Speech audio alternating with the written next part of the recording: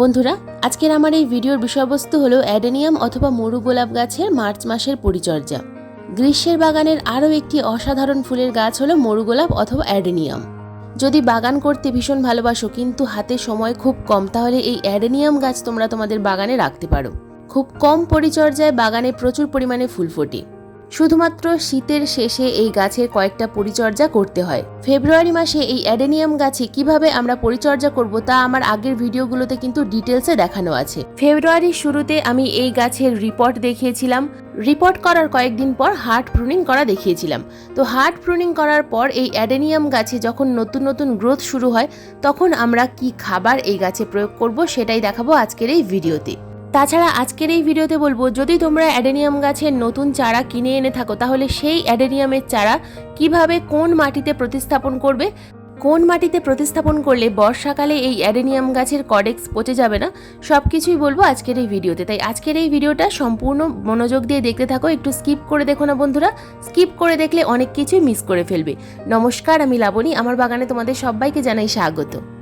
বন্ধুরা, আজকের ভিডিওর প্রথম টিপস হলো, যদি তোমরা এই সময় নার্সারি থেকে অ্যাডেনিয়াম গাছের চারা কিনে এনে থাকো তাহলে কোন ধরনের মাটিতে এই অ্যাডেনিয়াম গাছের চারা প্রতিস্থাপন করবে।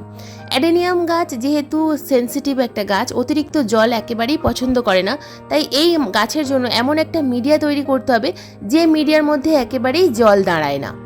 ওয়েল ড্রেনেজ সয়েল তৈরি করার জন্য আমি এখানে 4 ধরনের উপকরণ নিয়েছি। প্রথম যে উপাদানটা নিয়েছি এটা হলো লাল মোটাদানার বালি। এরপর নিয়েছি আমি এখানে কম্পোস্ট, তারপর নিয়েছি মাটি, তারপর রেখেছি সিন্ডার।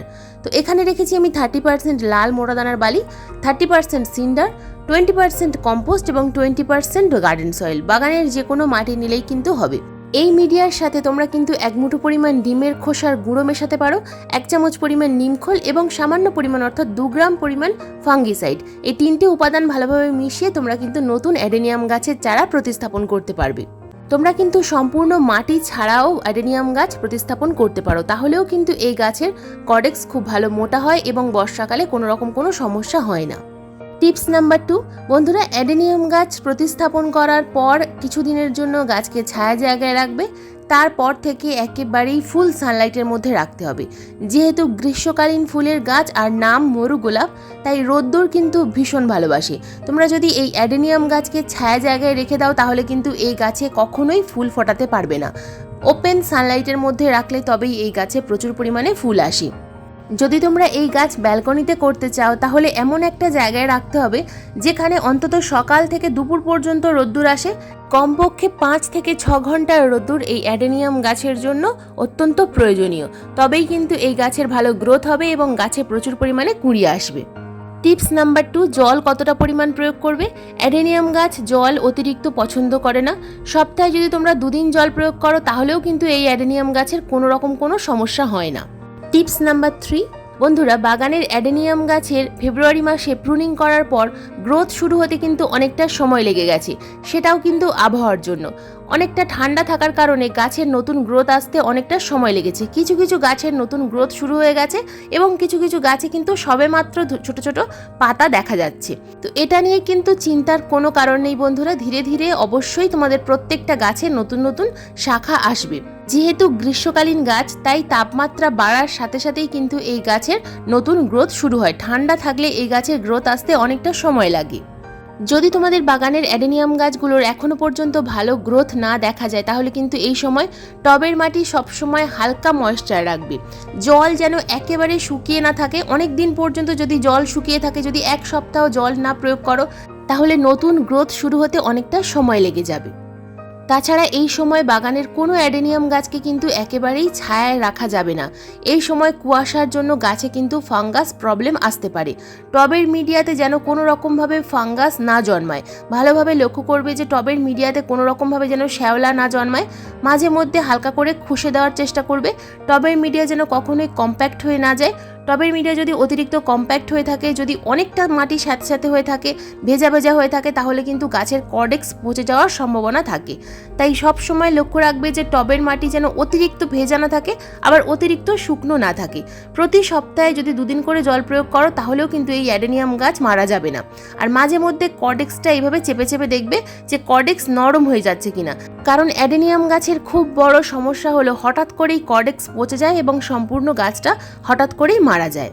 যদি কোনো কারণে কর্ডেক্স পচে যায় তাহলে সেই পচা অংশ কেটে বাদ দিয়ে ফাঙ্গিসাইড লাগিয়ে কয়েকদিন শুকনো করে নিতে হবে, তারপর আবার নতুন করে প্রতিস্থাপন করলে কিন্তু অ্যাডেনিয়াম গাছ আবার নতুনভাবে বেড়ে ওঠে। বন্ধুরা, এবার আসি টিপস নাম্বার 4।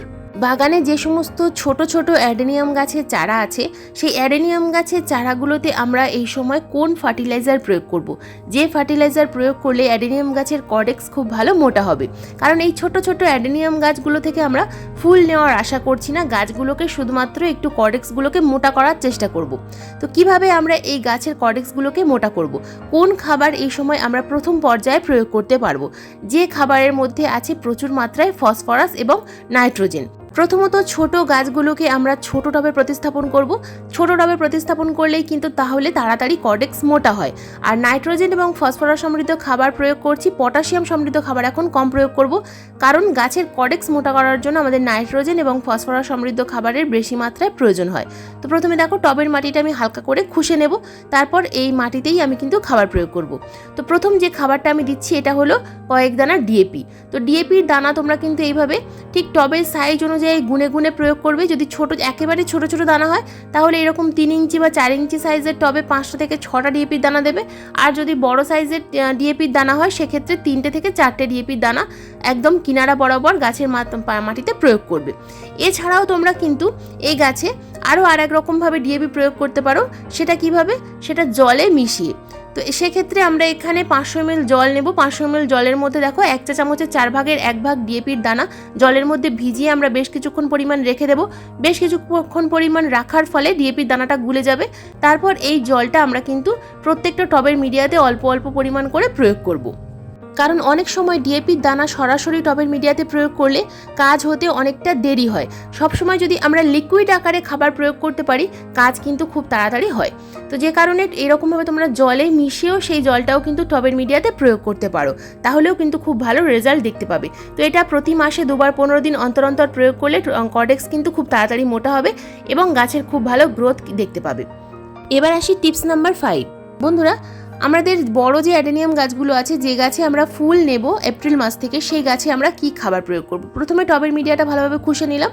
তো এখানে একটা মিশ্র খাবার রেখেছি। দেখো বন্ধুরা, মার্চ মাসে এই মিশ্র খাবার যদি আমরা প্রয়োগ করতে পারি তাহলে এপ্রিল মাসের মাঝামাঝি সময় থেকে কিন্তু গাছে প্রচুর পরিমাণে কুঁড়ি আসবে এবং সেই কুঁড়ি হলুদ হয়ে ঝরেও পড়বে না। আবার আমাদের কিন্তু কর্ডেক্সের দিকেও খেয়াল রাখতে হবে। তো এখানে রেখেছি আমি 2 মুঠো পরিমাণ কম্পোস্ট, আমি ভার্মি কম্পোস্ট রেখেছি, তোমরা চাইলে এখানে গোবর সার নিতে পারো। রেখেছি আমি 2 চামচ পরিমাণ নিম খোল, 2 চামচ পরিমাণ রেখেছি এখানে সিউইড গ্র্যানুলস। এরপর রেখেছি এখানে আমি বায়ো পটাশের পরিবর্তে তোমরা এখানে পাকা কলার খোসার গুঁড়োও কিন্তু রাখতে পারো। তাছাড়া তোমরা রাসায়নিক পটাশও রাখতে পারো, যেখানে এমওপি অথবা এসওপি দেওয়া যায়। এরপর রেখেছি এখানে আমি হাড়ের গুঁড়ো। বন্ধুরা, হাড়ের গুঁড়ো অবশ্যই প্রয়োগ করতে হবে। যদি হাড়ের গুঁড়ো দিতে না চাও সেক্ষেত্রে এখানে ডিমের খোসার গুঁড়ো দিতে পারো, অথবা প্রোম ফার্টিলাইজার প্রয়োগ করতে পারো, অথবা তোমরা ডিএপি বায়ো ডিএপি দিতে পারো, অথবা রাসায়নিক ডিএপি দিতে পারো। এরপর রেখেছি এখানে আমি ফাঙ্গিসাইড, সামান্য পরিমাণ রিডোমিল গোল্ড ফাঙ্গিসাইড। তোমরা এখানে যে কোনো ফাঙ্গিসাইড কিন্তু দিতে পারো। বন্ধুরা, যেহেতু আমি অনেকগুলো অ্যাডেনিয়াম গাছে খাবার প্রয়োগ করব, তাই শুধুমাত্র 2 মুঠো পরিমাণ কম্পোস্ট নিয়েছি। তারপর বাদবাকিগুলো 2 চামচ করে রেখেছি। আর শুধুমাত্র ফাঙ্গিসাইডটা রেখেছি আমি এখানে 1 চামচ পরিমাণ। ফাঙ্গিসাইডের পরিমাণটা কম রেখেছি। তো এই প্রত্যেকটা উপাদান আমি খুব ভালোভাবে কিন্তু মিশিয়ে নিলাম। যে কোনো খাবার সবসময় কিন্তু মিশিয়ে তারপর গাছের মাটিতে প্রয়োগ করতে হয়। তো এখানে আমরা কিভাবে খাবারটা প্রয়োগ করব দেখো। 2 বছরের গাছ হলে 2 চামচ পরিমাণ দেবে, 1 বছর বয়সের গাছ হলে 1 চামচ পরিমাণ দেবে। তো তোমরা এইভাবেও কিন্তু গাছে খাবার প্রয়োগ করতে পারো। তো প্রত্যেকটা খাবার মিশিয়ে নিয়ে আমি কিন্তু একটা 2 বছরের বয়সী গাছে 2 চামচ দিলাম, 1 বছর বয়সের গাছে আমি 1 চামচ পরিমাণ খাবার দিলাম। এই যে চারাটা দেখতে পাচ্ছ, এটা কিন্তু ডাল থেকে তৈরি করা চারা। তো এটার বয়স 1 বছর। তো প্রত্যেকটা গাছে দেখো টবের সাইজ অনুযায়ী বা গাছের বয়স অনুযায়ী কিন্তু আমাদেরকে খাবার প্রয়োগ করতে হবে। তো প্রত্যেকটা গাছে আমি কিন্তু পরিমাণ মতো খাবার প্রয়োগ করলাম। তো এবার খাবার প্রয়োগ করার পর দিয়ে দেবো জল। তো জল আমরা কতটা পরিমাণ প্রয়োগ করব? শুধুমাত্র যে খাবারটা প্রয়োগ করলাম সেই খাবারটা ভিজে যাওয়ার মতোই আমরা কিন্তু জল প্রয়োগ করব। অতিরিক্ত জল দেব না, এতটা পরিমাণ জল দেব না যেন ড্রেনের ঝোল দিয়ে জলটা বাইরে বেরিয়ে যায়। খাবার প্রয়োগ করার পর সঙ্গে সঙ্গে জল প্রয়োগ করবে, আবার ঠিক 4 দিন পর গাছে জল প্রয়োগ করবে। অতিরিক্ত জল কিন্তু দেওয়ার কোনো প্রয়োজন নেই। আর এই মিশ্র খাবার 15 দিন অন্তর অন্তর তোমরা অ্যাডেনিয়াম গাছে প্রয়োগ করতে পারো। যদি এত রকম খাবার না থাকে সেক্ষেত্রে তোমরা কিন্তু সামান্য পরিমাণ কম্পোস্ট, ডিএপির দানা এবং পটাশ, লাল পটাশ অথবা সাদা পটাশ গাছে প্রয়োগ করবে। এবং মাইক্রোনিউট্রিয়েন্টস গাছে কিন্তু অবশ্যই প্রয়োগ করতে হবে। মাইক্রোনিউট্রিয়েন্টস হিসাবে তোমরা এখানে সিউইড লিকুইড গাছে স্প্রে করতে পারো, অথবা অ্যাগ্রোমিন ম্যাক্স প্রয়োগ করতে পারো, অ্যাগ্রোমিন গোল্ড, মোবোমিন, যে কোনো মাইক্রোনিউট্রিয়েন্টস কিন্তু অ্যাডেনিয়াম গাছে অবশ্যই প্রয়োগ করতে হবে। 15 দিনে একবার সকালবেলা মাইক্রোনিউট্রিয়েন্টস স্প্রে করবে 1 লিটার জলে 2 ml মিশিয়ে, আর যদি ডাস্ট আকারে হয় সেক্ষেত্রে 1 লিটার জলে 2 গ্রাম মিশিয়ে গাছের পাতায় ভালোভাবে স্প্রে করবে। মাইক্রোনিউট্রিয়েন্টস স্প্রে করার ঠিক 3 থেকে 4 দিন পর গাছে কিন্তু ফাঙ্গিসাইড অবশ্যই প্রয়োগ করতে হবে। আর মাসে একবার গাছে নিম তেল স্প্রে করবে, কারণ অ্যাডেনিয়াম গাছে খুব বেশি পোকামাকড়ের আক্রমণ হয় না। মাসে একবার নিম তেল স্প্রে করলেই অ্যাডেনিয়াম গাছ কিন্তু সুস্থ থাকে। তবে মাইক্রোনিউট্রিয়েন্টস এবং ফাঙ্গিসাইড এই দুটো স্প্রে করতে ভুলে যেও না বন্ধুরা। এই দুটো অবশ্যই আমাদের স্প্রে করতে হবে, এবং গাছে খাবারটা আমাদের কিন্তু 15 দিন অন্তর অন্তর অবশ্যই দিতে হবে। যেহেতু টবের গাছে খাবার দিলে তবেই কিন্তু গাছে প্রচুর পরিমাণে ফুল আমরা দেখতে পাবো। বন্ধুরা, এই ছিল মার্চ মাসের অ্যাডেনিয়াম গাছের পরিচর্যার ভিডিও। এই পরিচর্যা করলে গাছে যেমন নতুন গ্রোথ দেখতে পাবে, ঠিক তেমনই কিন্তু গাছে প্রচুর পরিমাণে কুঁড়িও আসবে। আজকের ভিডিও এই পর্যন্তই। আজকের ভিডিও তোমাদের কেমন লাগলো অবশ্যই কমেন্ট করে জানাবে। যদি ভিডিও ভালো লাগে তো একটা লাইক করো, শেয়ার করো, হাইপ করো, কমেন্ট করো। চ্যানেলে নতুন বন্ধু হয়ে থাকলে চ্যানেলটাকে সাবস্ক্রাইব করে পাশের বেল আইকনটা প্রেস করে দিও এরকম নিত্য নতুন বাগান সংক্রান্ত ভিডিও দেখার জন্য। কারণ এইরকম নিত্য নতুন বাগান সংক্রান্ত ভিডিও প্রতিদিন ঠিক সন্ধ্যা 6টার সময় আপলোড করি। ভিডিও আপলোড করার সঙ্গে সঙ্গে যখনই ভিডিও লাইভ হবে তোমাদের মোবাইল স্ক্রিনে অথবা কম্পিউটার স্ক্রিনে ভিডিও নোটিফিকেশন পৌঁছে যাবে। ভিডিও সংক্রান্ত যদি কোনো রকম কোনো প্রশ্ন থাকে অবশ্যই আমাকে কমেন্ট বক্সে কমেন্ট করবে, আমি যথাযথ উত্তর দেওয়ার চেষ্টা করব। আজকের এই ভিডিওটা সম্পূর্ণ মনোযোগ দিয়ে দেখার জন্য তোমাদের সবাইকে জানাই অসংখ্য ধন্যবাদ।